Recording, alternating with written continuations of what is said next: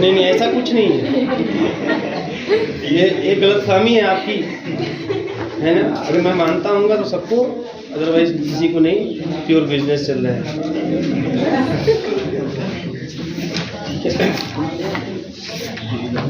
मुझे हेडिंग करिए आप, यूनिक फैक्टराइजेशन थ्योरम, इंपॉर्टेंट कर लीजिएगा इसको।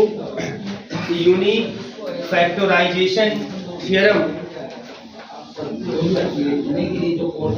यूनिक फैक्टराइजेशन थ्योरम, ये बहुत ही सिंपल, बहुत ही आसान थ्योरम है। यूनिक फैक्टराइजेशन थ्योरम, ठीक है। देखिए statement, let capital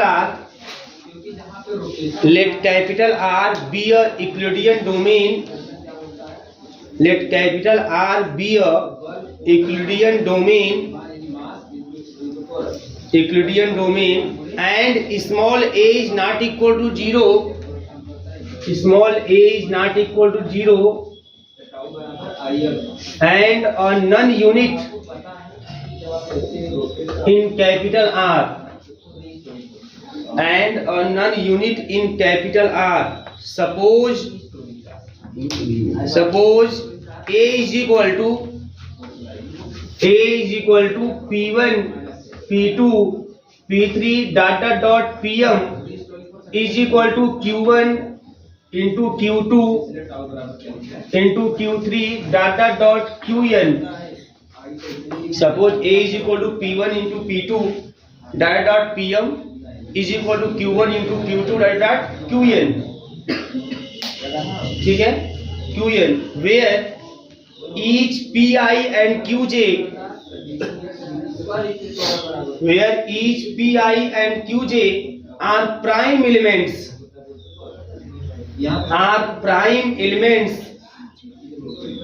each Pi and Qj are prime elements, हो गया, of capital R, then small m is equal to n, then small m is equal to n, and each Pi is an associates of some Qj, is an associates of some Qj, and each Qj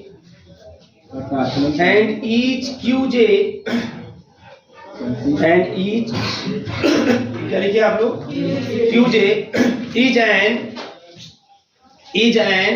associate of some Pi, is an associate of some Pi, ठीक है। ध्यान दीजिए फिर से एक बार, देखिए R हमारा Euclidean domain है, ठीक है ना, यही बोला है यहाँ पे, R यूक्लिडियन डोमेन है। उस R में एक A एलिमेंट है, कोई भी एक A एलिमेंट है जो नॉट इक्वल 0 है, नॉन जीरो एलिमेंट है, और नॉन यूनिट भी है, वो यूनिट भी नहीं है, ठीक है ना। और वह R इस तरीके से रिप्रेजेंट, सॉरी वो जो A है वो इस तरीके से रिप्रेजेंट हो रहा है, मतलब A is equal to P1 into P2 into P3 dot Pm, और फिर इस A को एक और तरीके से रिप्रेजेंट किया गया है ना, into the product of prime elements Q1 into Q2 into Q3 dot Qn। बात समझ आ रही है। A एक ऐसा एलिमेंट है जो नॉन जीरो है और नॉन यूनिट है ना R में, और वह A जो है इस दो तरीके से प्राइम एलिमेंटों के प्रोडक्ट के रूप में लिखा जा सकता है, लिखा गया है इस तरीके से, A is equal to this and A is equal to this, इस तरीके से लिखा गया है। अगर ऐसा है, अगर इस तरीके का एक कंडीशन होल्ड करता है, तो आपको ये शो करना है कि then m is equal to n, तो आपको ये बताना है कि m इज इक्वल टू क्या होगा, n होगा। मतलब ऐसा तभी पॉसिबल होगा जब m बराबर क्या होगा, n होगा।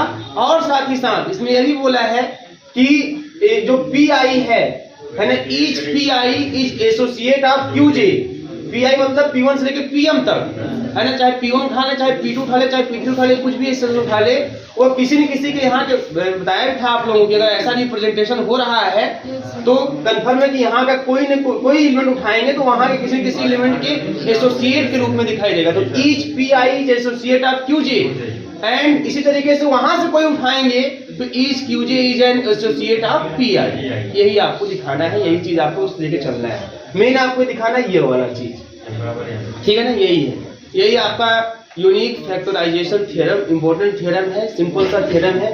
देखिए इसमें क्या, इसमें आपको ध्यान देने वाली बात है, इसमें सबसे पहले आप लिखेंगे यही कि आर आपका यूक्लिडियन डोमेन है, ए इज नॉट इक्वल 0 है, ए कोई नॉन जीरो एलिमेंट है और नॉन यूनिटी एलिमेंट है, और वह ए इज इक्वल टू इस तरीके से है, ए इज इक्वल टू इस तरीके से है।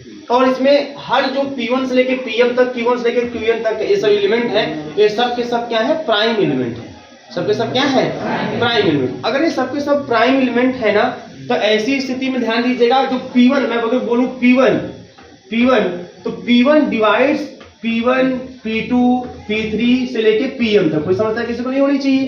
तो P1 डिवाइड करेगा नहीं करेगा, P1 नामक जो एलिमेंट है वो P1 से लेके Pm तक सबको डिवाइड करेगा। बस नहीं, अगर P1 जो है इस P1 से लेके Pm तक जो भी आपका एक्सप्रेशन है, इसको डिवाइड कर रहा है, तो इसका मतलब ये जो P1 है यह Q1 Q2 से लेके Qn तक को भी डिवाइड करेगा, क्योंकि दोनों बराबर है ना। कंफर्म समझ बात समझ आ रही नहीं आ रही है? P1 जो है वो कंफर्म इसको डिवाइड करेगा, इसे बिल्कुल 2 into 3 into 5, तो 2 into 3 into 5 को 2 डिवाइड करेगा। तो वही मान लीजिए P1 हमारा है तो 2 डिवाइड कर रहा है 2 into 3 into 5 को। अब वही 2 into 3 into 5 अगर किसी के बराबर है तो कंफर्म है कि जब 2 into 3 into 5 को 2 डिवाइड कर रहा है तो जो इसके बराबर वह है उसको भी 2 डिवाइड करेगा। तो ये चीज है कि अगर तो साथ साथ दिख भी रहा है यहाँ पे, ये सब के सब प्राइम एलिमेंट है। तो ऐसे केस में अगर P1 है ना, P1 कंफर्म है, P1 इस पूरे को डिवाइड करेगा, P1 ही नहीं P2 भी इस पूरे को डिवाइड करेगा, P3 भी इस पूरे को डिवाइड करेगा। तभी मैं 1 by 1 लेके चलूंगा। मैं मान लेता हूं पहले कि P1 को लेके चल रहा हूं, तो P1 इस पूरे को क्या करेगा, डिवाइड करेगा। अगर P1 इस पूरे को डिवाइड करेगा तो इसी के बराबर यह है, तो P1 इसको भी डिवाइड करेगा। तो अगर P1 इस पूरे को डिवाइड कर रहा है Q1 से लेके Qn तक, तो कंफर्म है कि P1 इसी में से किसी एक को डिवाइड करेगा ना, तब ना ऐसा होगा। जैसे मैं बोल रहा हूँ 2 जो है 2 into 3 into 5 को डिवाइड कर रहा है, तो 2 इसको डिवाइड कर रहा है एक्चुअल में। बात समझ आ रही है ना? तो ये सब प्राइम है ना, ये सब प्राइम है। तो अगर P1 नामक एलिमेंट इसके प्रोडक्ट को डिवाइड कर रहा है तो कंफर्म है प्रोडक्ट इसी में से किसी न किसी एक को डिवाइड कर रहा है, तभी जाकर वो पूरे को डिवाइड कर रहा है। तो मान लेते हैं, मैं मान लेता हूं कि लेट P1 डिवाइड्स Q1, इसी में से किसी को डिवाइड कर रहा है, मैं मान लेता हूं किसी किसी को करबे करेगा, तो भाई डिवाइड कर ही रहा है, तो यहां से कंफर्म मैं लिख दिया हूं कि P1 इस पूरे को डिवाइड करेगा, कोई समस्या है किसी को इसमें नहीं होनी चाहिए। अगर P1 इस पूरे को डिवाइड कर रहा है तो यह इसी के बराबर है, P1 इस पूरे को डिवाइड करेगा, और जब P1 इस पूरे को डिवाइड करेगा तो इसमें किसी न किसी को डिवाइड करेगा वो, है ना। तो मैं मान लेता हूं P1 डिवाइड्स Q1। अब जब P1 डिवाइड्स Q1 है, याद रखिएगा, अब P1 और Q1 दोनों प्राइम है, P1 divides Q1 and P1 and Q1 है ना, बोथ आर प्राइम्स, दोनों प्राइम है। तो याद रखिएगा ऐसा तभी पॉसिबल होगा then Q1 is equal to P1 U1, जहां पे हाँ मतलब कि जो Q1 P1 होंगे ना ये एसोसिएट के रूप में होंगे, तभी ऐसा पॉसिबल होगा। Q1 is equal to P1 U1, जहां U1 क्या होगा, इज यूनिट। ये चीजें आपको दिखाई देंगी। जब ऐसा है तो इसी को उठा के आप इसी वाले एक्सप्रेशन में रख दीजिए आप। ये रखेंगे तो क्या होगा, यहाँ ध्यान दीजिए, बहुत सिंपल है। P1 है, P2 है, P3 है से लेके Pm है, और बेटा जो Q1 है मैं वहां लिख देता हूँ P1 U1 है ना, फिर Q2 है, Q3 है और Q4 है, जो भी है इस तरह से डॉट क्या हो गया आपका Qn हो गया। इस तरीके से बाय लेफ्ट कैंसिलेशन लॉ, अगर लेफ्ट कैंसिलेशन लॉ लगा दे तो P1 से P1 खत्म, तो मिल जाएगा आपको क्या बचेगा, P2 P3 से लेके Pm, और फिर यहाँ मिल जाएगा U1 है ना, और Q2 Q3 से लेके Qn। क्लियर है कि नहीं? इस तरीके से आपको मिल जाएंगे रिजल्ट। अब ध्यान दीजिए सेम उसी तरीके से फिर कंटिन्यू करेंगे, है ना। P2 जो है इस पूरे को डिवाइड करेगा, इस तरीके से P2 जो है इस पूरे को डिवाइड करेगा। तो अगर P2 इस पूरे को डिवाइड कर रहा है तो P2 इस पूरे को डिवाइड करेगा, है ना, बिल्कुल बराबर है ना। P2 इस पूरे को डिवाइड करेगा कि नहीं करेगा, P2 इस पूरे को डिवाइड करेगा। तो अगर P2 इस पूरे को डिवाइड करेगा तो P2 इस पूरे को भी डिवाइड करेगा, क्योंकि दोनों बराबर है। और जब P2 इस पूरे को डिवाइड करेगा तो इसमें किसी न किसी को डिवाइड करेगा। तो मान लीजिए इसमें वो Q2 को डिवाइड कर रहा है, तो जब P2 Q2 को डिवाइड करेगा, P2 और Q2 प्राइम होगा तो कंफर्म है P2 Q2 आपस में एसोसिएट ग्रुप में। फिर लिखेंगे आप Q2 is equal to, same procedure में, Q2 is equal to P2 U2। जैसे Q2 is equal to P2 U2 करोगे ना आप, तो मालूम क्या होगा, फिर U2 है ना, P2 से P2 कैंसिल हो जाएगा, बात समझ में आ रही है। तो अगले बार क्या मिलेगा, P3, भाई P2 खत्म हो जाएगा, मिलेगा P3 से लेके PM तक, और फिर मिलेगा आपको है ना U1 U2 है ना, फिर उसके बाद Q3 से लेके QN तक। अब हम इसमें मानेंगे भाई हमको m इक्वल टू n दिखाना है, तो हम मान लेते हैं कि m is less then n, कि m n से क्या है, लेस है। तो अगर m n से लेस अगर मानते हो तो ऐसे केस में है ना, ऐसी जब रखते जाओगे तो ये पूरा खत्म हो जाएगा। अगर m n से लेस है, मेरा ध्यान समझिएगा, अगर m n से लेस है तो आफ्टर सम स्टेप, कुछ स्टेप के बाद इधर सब खत्म हो जाएगा और इधर खाली 1 हो जाएगा। मेरी बात समझ में आ रही है। जैसे मान लो हमारे पास केवल P1 हो और P2 हो चाहे P3 हो, इतने हो। अभी हम m n से लेके चल रहे हैं ना, और इधर मान लीजिए Q1 है, Q2 है, Q3 है, Q4, मतलब m n से छोटा। अगर m n से छोटा है बेटा ध्यान दीजिएगा, तो एक 3 तक ले लिया, इसको 4 5 6 कुछ ले लो, मैं 4 ही ले लिया। जब रखोगे आप Q1 के स्थान पे P1 U1, तो P1 से P1 कट जाएगा, तो अगले वाले स्टेप मिलेगा P2 P3, और यहाँ मिल जाएगा आपका है ना U1 और Q2 और Q3 और Q4। फिर आप लिखेंगे Q2 के स्थान लिखेंगे है ना P2 U2, ठीक है ना, फिर P2 से P2 कट जाएगा, बचेगा P3 is equal to U1 U2 Q3 Q4, ऐसा मिल जाएगा। और फिर उसके बाद आप फिर रखोगे है ना Q3 is equal to P3 U3, same तरीके से भाई इसको P3 डिवाइड करेगा, P3 को P3 डिवाइड करेगा, तो P3 इस पूरे को भी डिवाइड करेगा, तो इसमें किसी को डिवाइड करेगा, तो मान लीजिए Q3 को डिवाइड कर रहा है और P3 Q3 दोनों प्राइम है, then Q3 is equal to है ना U3 is equal U3 into P3 हो जाएगा। और जैसे ही रखेंगे फिर P3 से P3 कट जाएगा, तो 1 इज इक्वल टू मिल जाएगा U1 U2 U3 और Q4। तो अगर m n से कम होगा, अगर m n से कम होगा तो कुछ स्टेप के बाद लेफ्ट हैंड साइड में 1 हो जाएगा, और इधर क्या होगा, राइट हैंड साइड में, राइट हैंड साइड में U1 U2 U3 करके आपको यूनिट्स का प्रोडक्ट मिलेगा, और कुछ टर्म आपको Q के भी मिलेंगे, अगर ज्यादा है कुछ टर्म आपको Q के भी मिलेंगे। बात समझ आ रही है ना। अच्छा, यही पूरा प्रोसीजर ध्यान रखिएगा, यही पूरा प्रोसीजर आप उल्टा भी लगा सकते हो। उल्टा मतलब क्या, इधर से लगा सकते हो, बोलोगे Q1 डिवाइड्स इतने पूरे को, अगर Q1 डिवाइड्स इस पूरे को तो Q1 डिवाइड्स इस पूरे को भी। जब Q1 इस पूरे को डिवाइड करेगा तो इसका मतलब Q1 जो है इसी में से किसी को डिवाइड करेगा, देन बोलेंगे Q1 डिवाइड्स P1, बस में सेम प्रोसीजर अप्लाई करेंगे।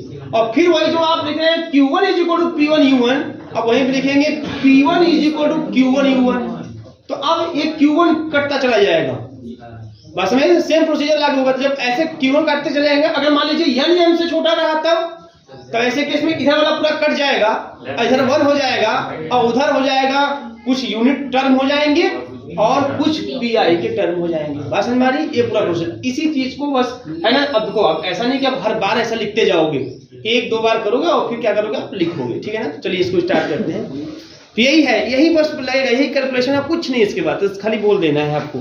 और चूंकि इसलिए नहीं पूरा लिखवा है क्योंकि मतलब नहीं कि लैंग्वेज लिखवाना है आपको, और वही चीजें लिखवानी है कि बार बार जो रिपीट वाली बात है यहाँ पे, बस यही प्रोसेस है। इसमें कहीं समस्या पूछ लीजिए, यही कैलकुलेशन करना है आपको, और यही प्रोसेस बार बार रिपीट करते जाना है आपको, ठीक है ना। बार बार रिपीट करना है। एक बार आप m को n से छोटा मानोगे तब, एक बार n को m से छोटा मान के इधर कट कैंसिल कराओगे तब, बस हमारी। तो लिखिए इसमें आप, देखिए since we have R is an Euclidean domain, R is an Euclidean domain, R is an Euclidean domain, and A belongs to R such that A is not equal 0. A belongs to R such that A is not equal 0 and A is non-unit, and A is non-unit and A is non unit.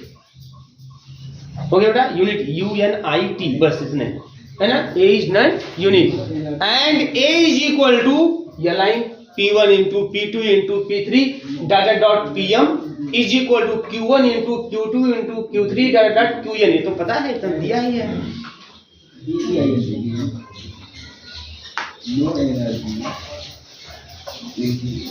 ठीक है, ठीक है। Therefore P1 divides P1 into P2 into P3 data dot PM।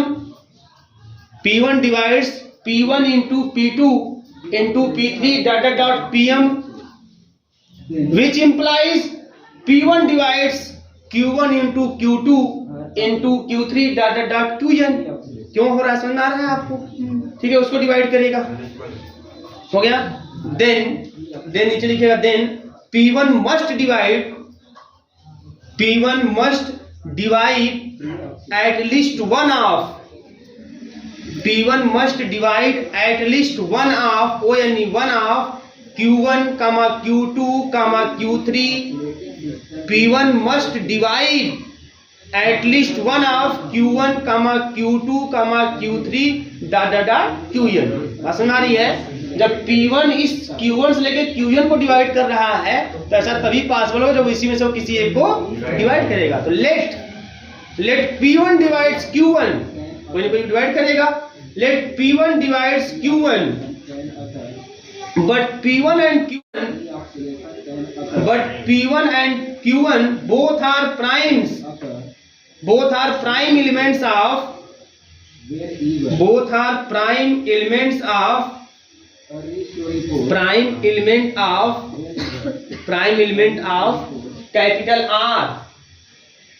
capital R। So अगर ऐसा है तो क्या होगा? So P1 and Q1 must be associates। P1 and Q1 must be associates। Thus we have लिख दीजिएगा Q1 is equal to, है ना, Q1 is equal to U1 P1, U पहले लिखते हैं। Q1 is equal to U1 P1, then from equation first तो कर लीजिए बेटा, जो ए बराबर लिखे हैं ना।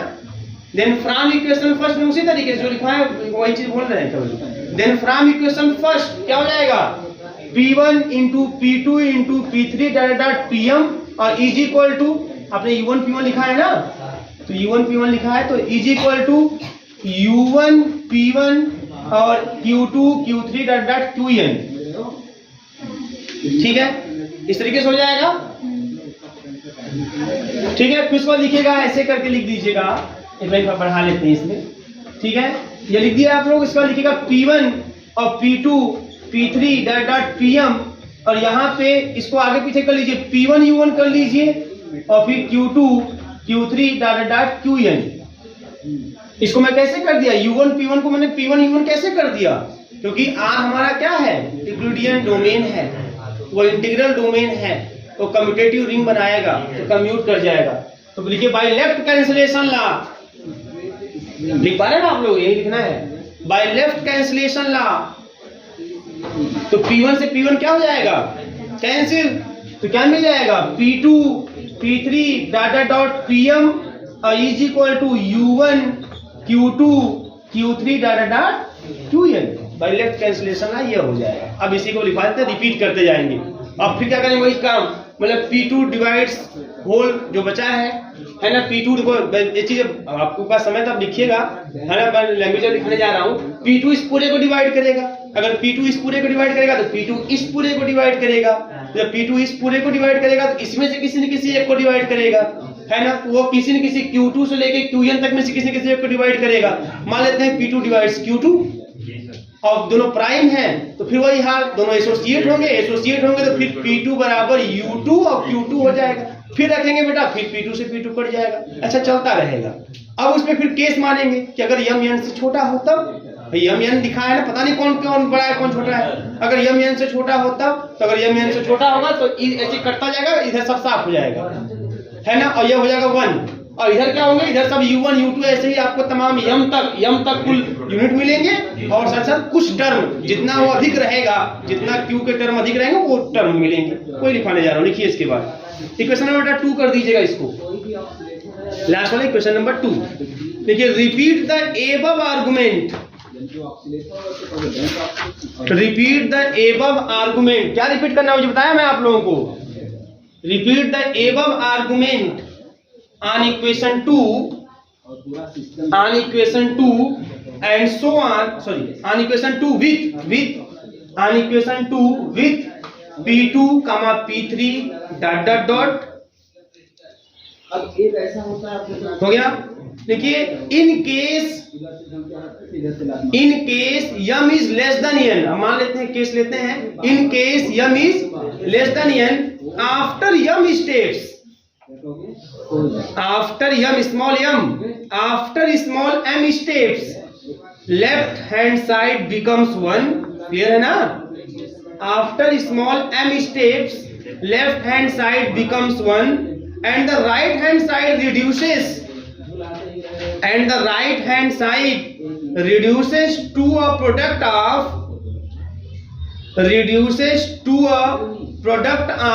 some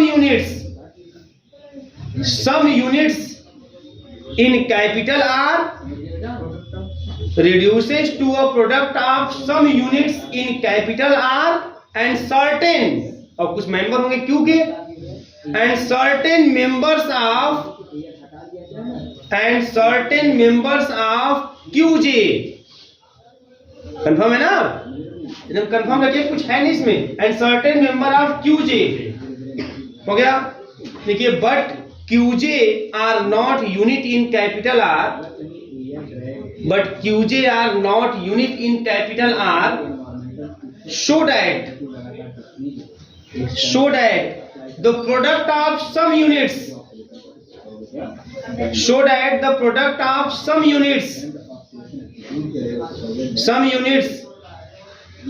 हो गया RARE, are some QJs, some units हो गया RARE, are some QJs, मतलब S apostrophe S, QJ का apostrophe S, cannot be equal to 1, which shows that m is not less than n, m is not less than n, therefore अगर m is not less than n हो जाएगा तो therefore क्या हो जाएगा, तब m जब n से छोटा नहीं होगा तो फिर क्या होगा, therefore m is greater than or equal n होगा, तब जब m n से छोटा नहीं होगा तो फिर क्या हो सकता है, या तो बड़ा होगा तो बराबर होगा, therefore m is greater than or equal n, equation number star, ठीक है। now interchanging the role of PIs and QJs,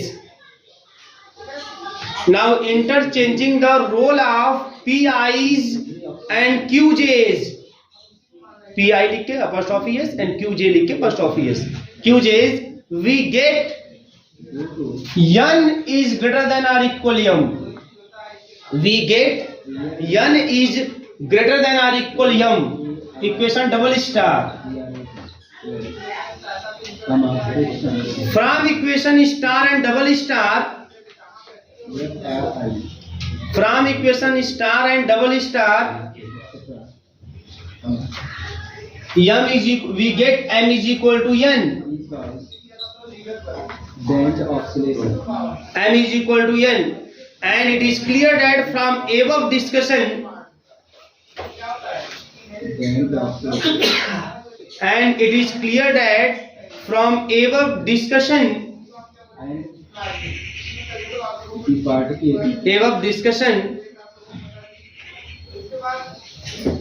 ठीक है, above discussion each PIs are the associates of QJs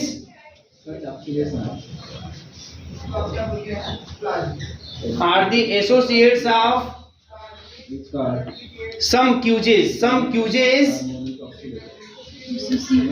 associates of some qj's and each qj's are the associates of some pi's.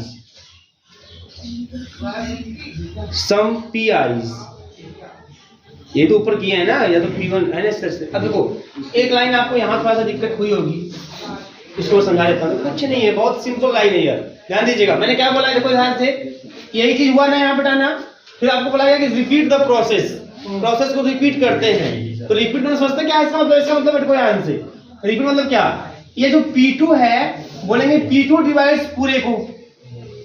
अगर P2 divides पूरे को करता है, करबे करेगा, इससे P2 है ना, इससे P2 से P2 पूरे डिवाइड करेगा।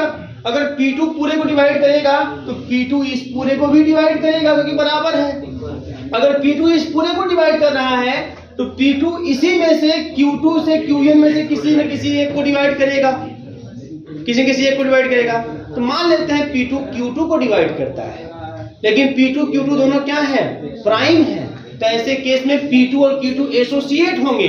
अगर एसोसिएट होंगे तो Q2 इज इक्वल टू हो जाएगा U2 P2। तो यहीं पर रखेंगे Q2 is equal to U2 P2। फिर P2 को बाहर निकाल के लेफ्ट कैंसिलेशन से P2 से P2 हटा देंगे, फिर हो जाएगा P3 से लेके Pm तक बचेगा। अब बचेगा U1 U2 और Q3 से लेके Qn तक। फिर यही काम करेंगे भाई, P3 जो है इस पूरे P3 से लेके Pm तक को डिवाइड करेगा, तो वह इधर पूरे को डिवाइड करेगा। तो अगर इस पूरे को डिवाइड करें तो Q3 और जो P3 है वो Q3 से लेके Qn में से किसी न किसी को डिवाइड करेगा। फिर मान लेंगे P3 डिवाइड्स Q3, और फिर वही हाल, प्राइम तो एसोसिएट करके फिर काटते जाएंगे, ऐसा करते जाएंगे। लेकिन अगर यम n से छोटा होगा बेटा, तो आफ्टर सम स्टेप, अगर यम है, यम n से छोटा है तो आफ्टर यम स्टेप इधर वाला सब कैंसिल हो जाएगा। जैसे बताया ना आपको, जैसे आपको एग्जांपल दिया ना कि P1 और P2 और P3 है, ध्यान दीजिएगा, Q1 Q2 Q3 और Q4 मान लीजिए यम यहाँ से कंफर्म हो गया, यम n से क्या है, छोटा, ऐसा मान लिया। तो पहले P1 कटेगा, तो P1 कटेगा तो यह बचेगा P2 P3 और यहाँ बचेगा U1 और Q2 Q3 और Q4।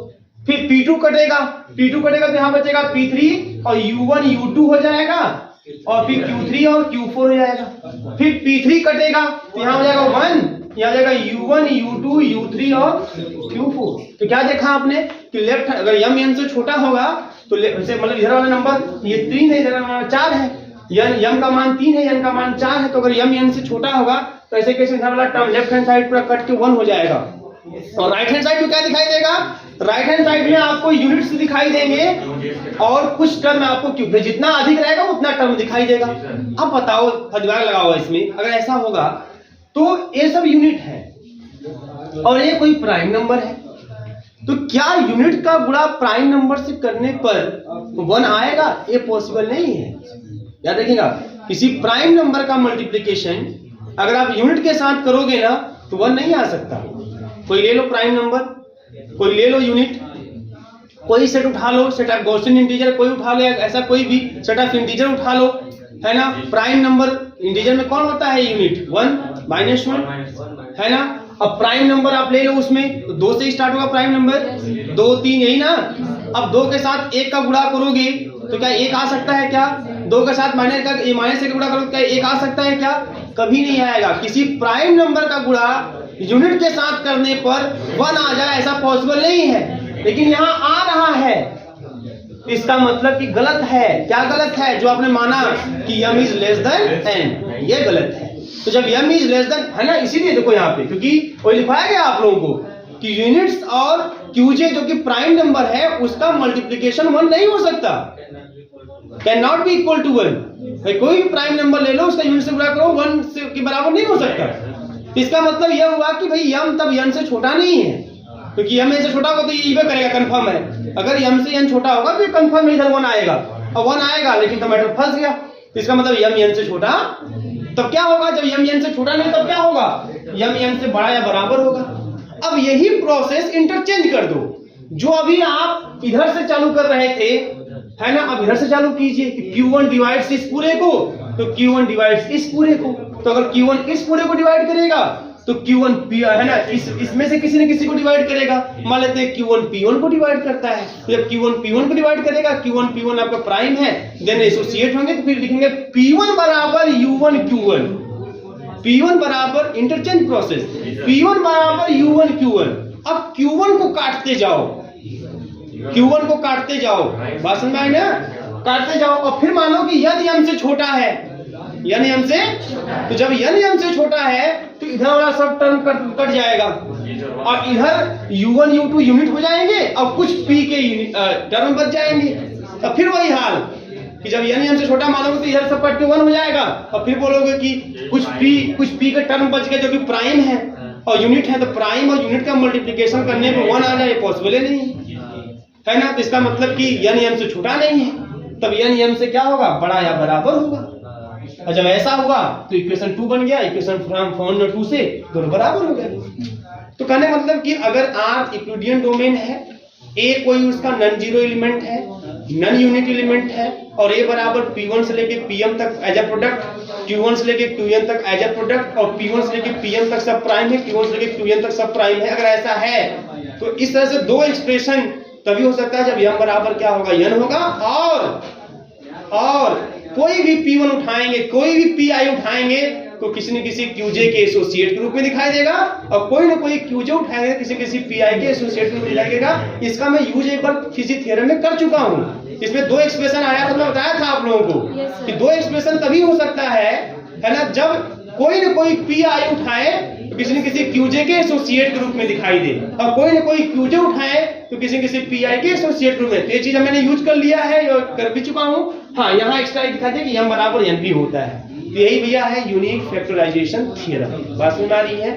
एक थ्योरम और मैं स्टेटमेंट आपको करवा देता हूँ, कल मैं इसको प्रूव करा दूंगा, ठीक है। उसके बाद ये टर्म आपका जो है ना यूनिट में खत्म कर दूंगा बस, ठीक है। ये बड़ा इंपॉर्टेंट है, इसको मोस्ट इंपॉर्टेंट कर लीजिएगा, है ना। मेरा मन एक बार फिर कह रहा है कि ये आएगा, लिखिएगा every principal ideal domain is unique factorization domain. ये थ्योरम है, every principal ideal domain is unique factorization domain.